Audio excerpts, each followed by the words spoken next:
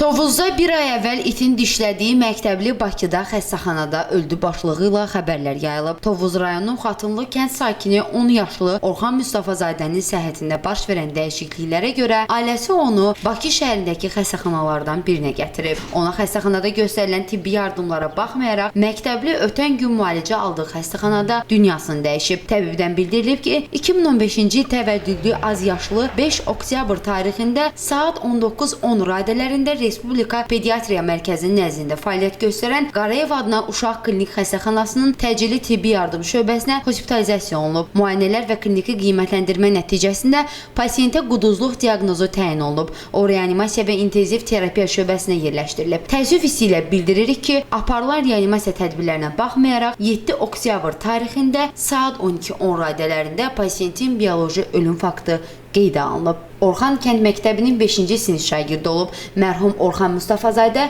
şəhid Firuddin Qasımov adına Tovuz rayonu Xatınlı kənd tam orta məktəbində təhsil alırmış. Az yaşlının meyidi Xatınlı kənd qəbirstanlığında dəfn edilib. Onun itin dişləməsi və ya başqa səbəblərdən ölməsi ilə bağlı yayılan xəbərlər sadəcə dəqiqləşdirilməmiş iddialardan ibarətdir. Məktəblinin ölüm səbəbləri isə aparılan araşdırmalardan sonra bəlli olacaq. Kamran Əskiparalı, Səs TV xəbər, Tovuz.